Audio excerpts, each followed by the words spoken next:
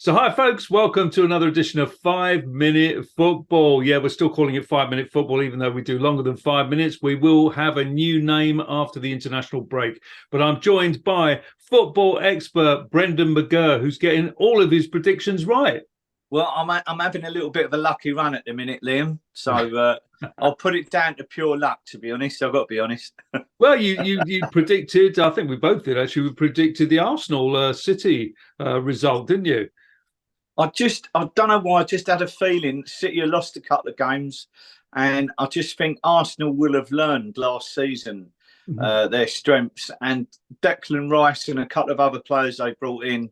You know, Arteta's a shrewd manager. He's learned from Guardiola. So I just think if anyone this season was really going to challenge him, they've got the mindset and the inside knowledge really more than any other club. Yeah, well, what's happening to Manchester City? I mean, isn't that like about the third loss in a row almost? Their third domestic defeat in a row. So I don't know when the last time that happened, but I mean that's they class that as a crisis, Man City. Do you think Pep's got to go, isn't he? He's got to go. Well, they say you're only ever 3 games away from the sack, don't you? Yeah. Well, like say if Ten Hag is got to go, I think Pep's got to go as well. There was a bit of almost fisticuffs in the tunnel with Carl Walker after the match, but they seem a bit like riled Manchester City at the moment. They're not like the super smooth organisation they normally are. Well, listen, anyone who's watched them last season, they were superb last season, and to try and repeat that is going to be, that's a severe feat to try and repeat the standards they had last season. Yeah. So let's not be too hard on them. They've lost 2 or 3 games. One's a cup game, and they've lost a couple of league games. But the Premier League this season just looks a different bag, doesn't it? There's no any one team running away with it at the minute. I mean, Tottenham, are they a surprise? I did think that they could do well without Harry Kane, and they'll be set up a bit different. So that hasn't shocked me. I mean, and we haven't mentioned Newcastle at all this season, really. You've had stick because we haven't mentioned Newcastle, who've been fantastic. I mean, their win over PSG was amazing, and they're not doing bad, are they, in the Prem? Well, listen, any team who beats PSG, and they didn't just beat them, they humiliated them, really, didn't they? Do you know what I mean? So, but whether that affects them playing on a Sunday game, because they then got a draw with West Ham. I know they went in front, but that was a tight game, and West Ham, the longest English unbeaten European team now, aren't they? Yeah, well, good for David Moyes, because he had so much sort of stick over the years and all that, and they were even thinking of replacing him this year, weren't they? I know it's amazing, isn't it? I mean, he's a solid manager, David Moyes. Do you know what I mean? And he's getting more out of West Ham than what they probably should in reality. Yeah, absolutely. Now, what do you think about my team, Man United? I mean, they are pretty sorry state, aren't they? I watched them. I kept an eye on the results, and I see them going to goal down. And I thought, is Liam going to be happy now? Does he think there's a new manager coming in, or when they got the winner in extra time, did that make you feel better? I didn't know how to take it. I've got to be honest, there was a part of me that wanted them to lose. I thought if they lose this one, then they lose the next one to maybe Sheffield United that they're playing. I thought we could get rid of Ten Hag, because I don't rate him. I never rated him when he arrived. I find him rather dull. I find his press conferences a bit boring.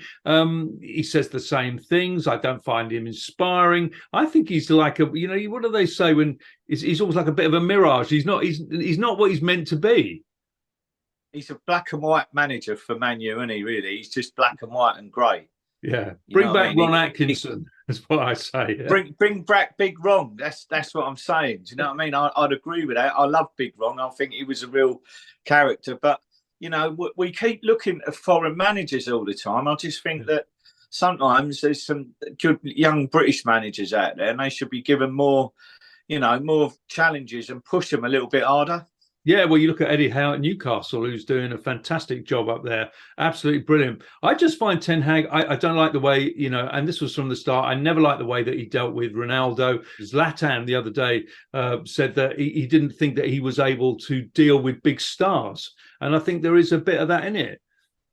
Well, that's definitely with what's happening with the players. Like I said on a couple of earlier podcasts, once you get that cancer in the dressing room with the players, they're going to control that situation more than the manager. They've got more of a say long term, whether he's going to be there much after Christmas. I mean, they're not inspiring Man United at the minute. They're not really, in fairness, they're not going to be in the title race, and they might struggle to be in the top four. Yeah, absolutely. I don't think they got hope of top four. And really, he got out of jail with those 2 goals from McTominay. Absolutely got out of jail. Bit like, you remember Ferguson years ago with Robbins, Mark Robbins. That's right. Yeah. He was in the FA Cup game, wasn't it? Yeah. Third round of the FA Cup. That goal saved his managerial career. Well, but look what happened to him, Liam. So, you know what I mean? Ben Tagg or whatever he is, he could be winning another 26 trophies after this. Well, yeah, look, I've supported United way back since the Holy Trinity, Best Law and Charlton. So, I'm entitled to, have a bit of a dig, And the goalkeeper, what's the goalkeeper about? Onana. I mean, what? The £50 million? Come on. I mean, he's terrible. He's supposed to be in there because he's supposed to play out from the back and all that kind of thing, but he can't save any shots. Bring back De Gea.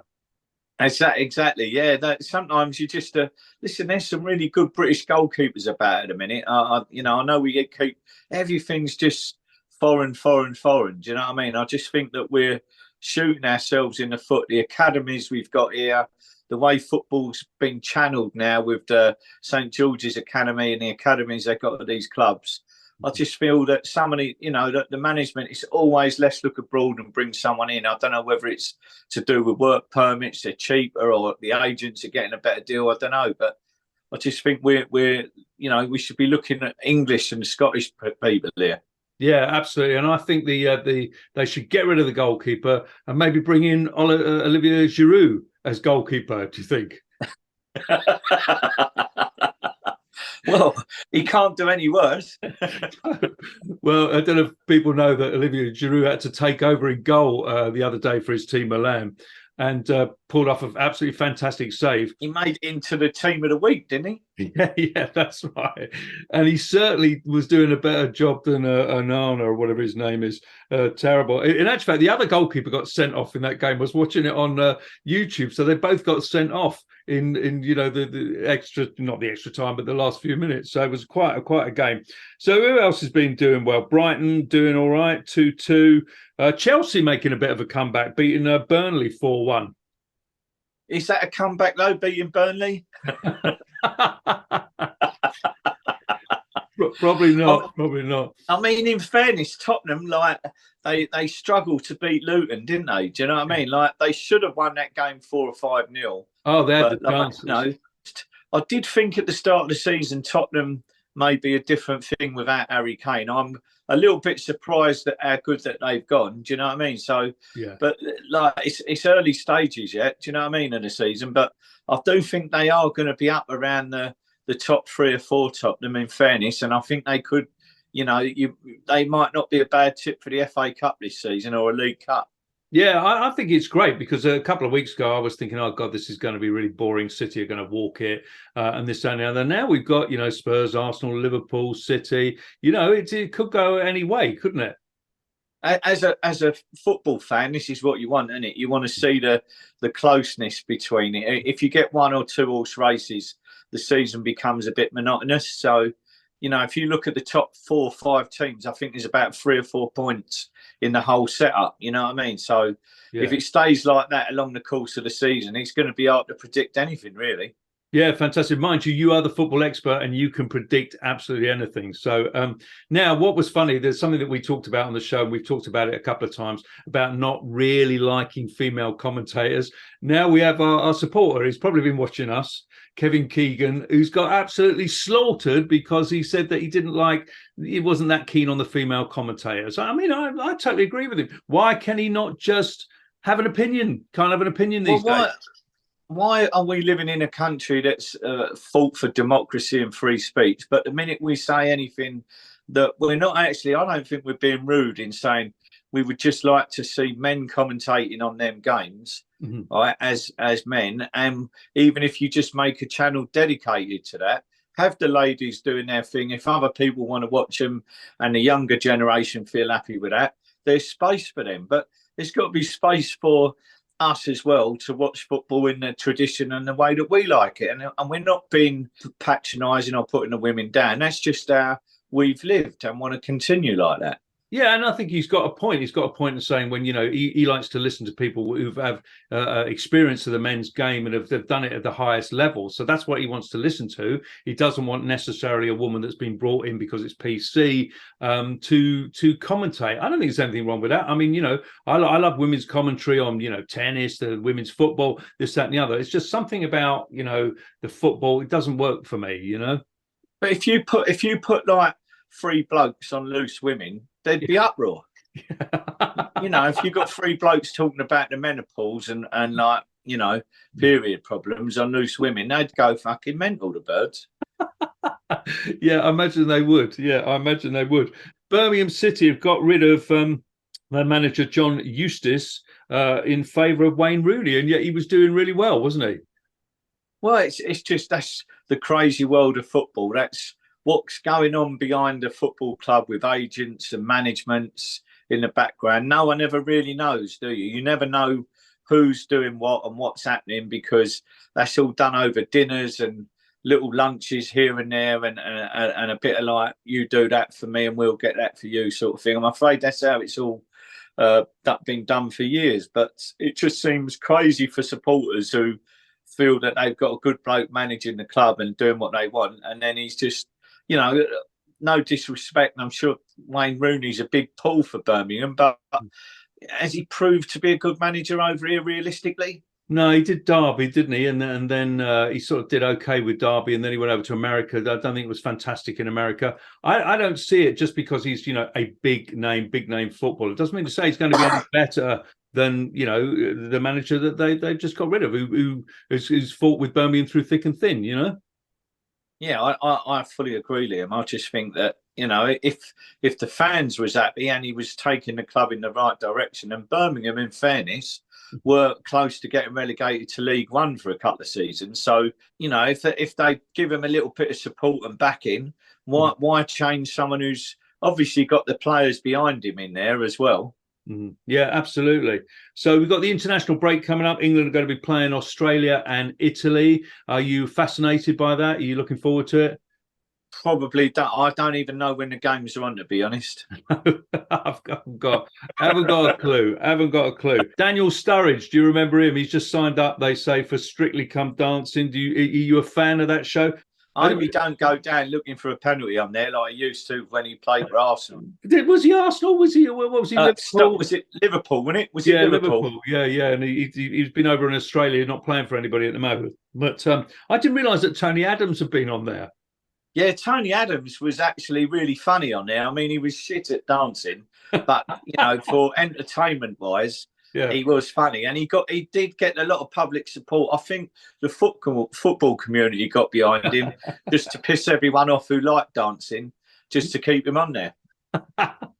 Yeah. So over in Serie A, if I pronounce it correctly, you've had all that problem in Spain, obviously, with the guy who the president who kissed the winner. Girl, yeah. Blah. Now we've got a new storm over in Serie A now when a referee, Juan Luca Sacchi, refused to shake hands with a female assistant, and now he's looking that he's going to be suspended. So basically, you're done if you kiss the woman or touch her in any way, but then you're also done if you don't give her a handshake. I mean, it's getting ridiculous. Well, he's got to play. He's got to be playing on that whole situation, isn't he? Yeah, absolutely. He's got to be going, look, do I risk my career by touching her inappropriately? Could she say something? And so, I mean, I'm afraid that's stupidity of the world we're living in now, isn't it? It's made, men actually behave like that when they shouldn't. And women have just got this, like urge for attention to, there's genuine women who suffer out there who have had bad things happen to them. Of course. And we should actually defend and stand up for them. But there's other protagonists out there who just want to, get attention for it. And I'm afraid the real people who suffer get lost in that stupidity. Yeah, I totally agree. The guy's probably completely paranoid. He thinks he's going to get, done for a assault. So that's what happens when you elevate the whole thing to ridiculous levels. Eden Hazard has just retired. I was surprised by that because he's 32 and he was a great player, wasn't he? Terrific player, Eden Hazard, but I should think he's got enough money to comfortably retire. If he didn't feel the buzz. If you didn't feel the buzz anymore and you got that amount of money, you can make that choice comfortably, can't you? You know what I mean?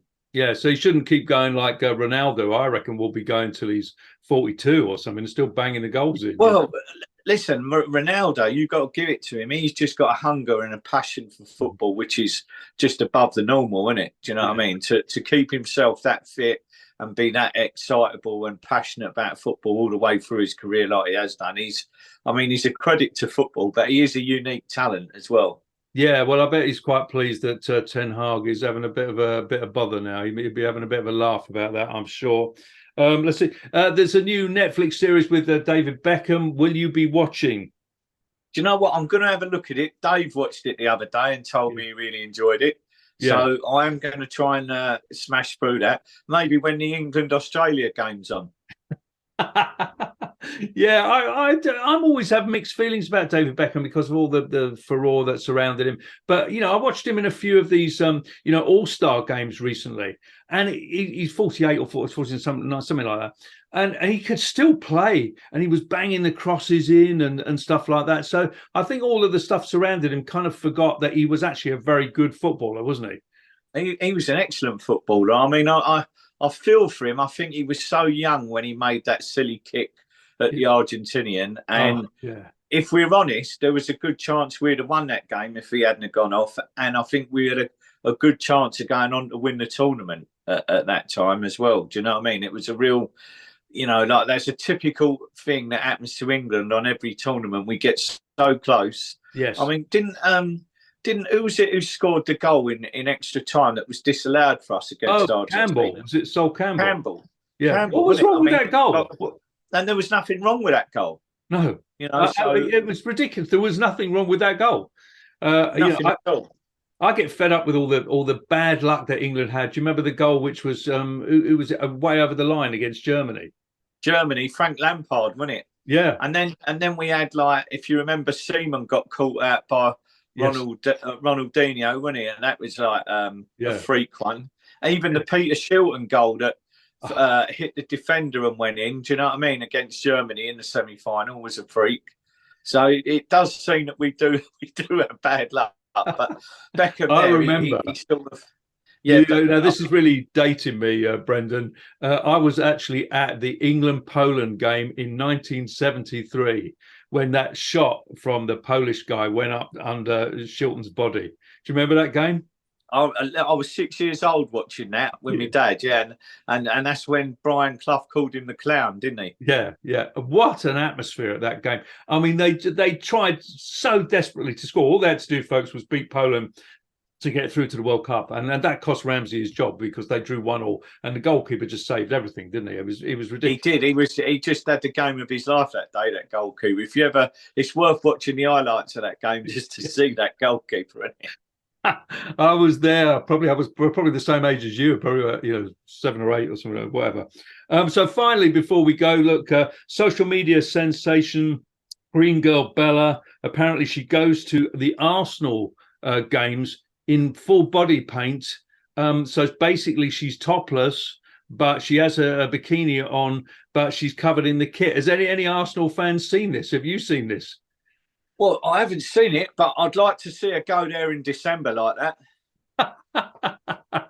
Is it something that you might fancy doing when you go to Charlton, Brendan? Well, listen, if they want to start, doing that at Charlton, I'm not going to knock it. But any girl that wants to go to football in December or January with just a bit of paint on her, I'd say you've got to salute her, really. Yeah. Well, she's obviously popular. She's got 1.2 million followers on TikTok, so that's all good stuff. So mind you, there's some of them girls, Liam, would need a lot more paint than others because of the pies and that. Yeah, there you go. I might start following Arsenal if and have a look out for her. You never know. Right. Well, Well, we're going to be back after the international break. We're going to be back. We'll have a new name for this. No more 5-minute football, because it's never 5 minutes. Are you going to be doing anything over the international break? Are you going to be making any predictions? Where are you going to be? Well, no, listen, I just think England should cruise against Australia. I probably won't watch it. It'd be a bit boring. Italy might be a decent game. But is that a friendly or a competitive game of any sort? That's for the Euros, isn't it? I think. Is it for the Euros? And I'll definitely watch the Italy game. But yeah, that would be a good challenge for England, the Italy game. But I'll probably might smash through the old David Beckham's box set. So that's what I'll have to do. Brilliant. Okay. All right, folks, we'll see you again soon. Hope you enjoyed it. And thanks very much to Brendan McGirr, the football expert of all experts. See ya. Cheers, Liam. Thank you.